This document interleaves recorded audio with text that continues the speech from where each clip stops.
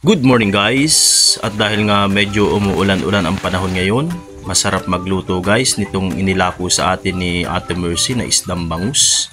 Bale, imamarinate lang natin siya sa mga pampalasang sangkap. Bale, nilinisan lang natin siya guys, hindi na rin natin siya tinanggalan ng kaliskis para hindi naman siya madurog. Kaya hiniwa na natin siya sa gitnang bahagi guys, at tinanggalan na natin ng tinik ang isdang bangus. Maliliit lang din kasi yung bangus na galing kay Ate Mercy. Tinanggalan na natin yan, tapos mamaya lalagyan natin yan ng mga pampalasang sangkap. At ayan na nga guys, yung mga nalinis natin mga isdang bangus. Magpre-prepara na tayo ng mga gagamitin natin na mga pampalasang sangkap. Syempre hahaluan natin yan ng pagmamahal at ng konting chemical para talaga namang yummy at masarap ang ating lulutuin guys. Isinalay ko lang nga siya guys dito sa lagayan na ito kasi dito ko siya titimplahan ng mga pampalasang sangkap. Maglalagay tayo dyan ng ginayat na luya guys para matanggal ang lansa at syempre pampadagdag na rin yan ng aroma ng ating lulutuin guys. Muli nga pala ay nagpapasalamat tayo guys sa ating mga followers, non-followers na sumusuporta at nanonood po ng aming mga video. Maraming salamat po sa inyo. At ayan na nga guys, inilagay na natin sa ibabaw ng mga biniyak na bangus ang ginayat na luya.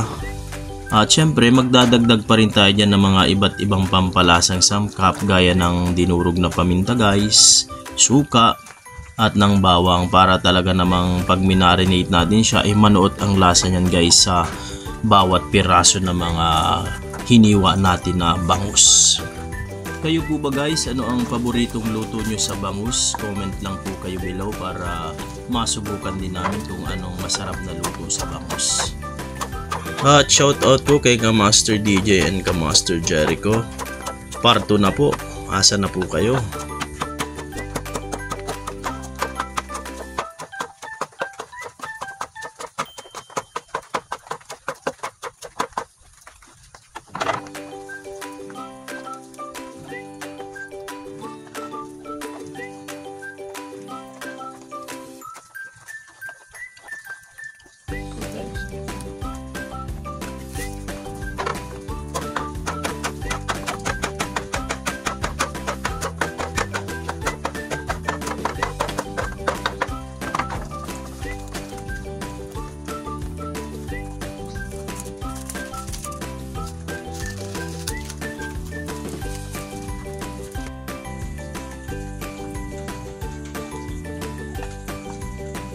At ito na guys yung ating imamarinate na isdang bangus. Nagbudbud lang din tayo dyan ng konting asin, depende guys sa inyong panlasa kasi pag nasobrahan naman iba ka umalat naman.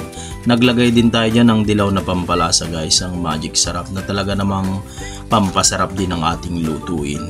At syempre lalagyan na natin yan ng suka, ang sukang maasim, yung marca piña para talaga namang kapit na kapit ang lasa niya guys.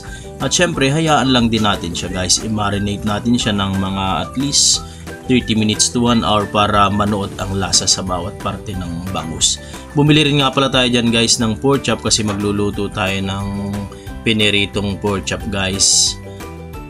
At kaagad na rin tayo guys nagsalang ng ating munting kawali at inilagay na natin ang lana. At ayan na nga guys yung ating mga pork chop na lulutuin. Maglalagay din tayo dyan guys ng crispy fry para pampadagdag ng lasa at sarap ng ating pork chop guys.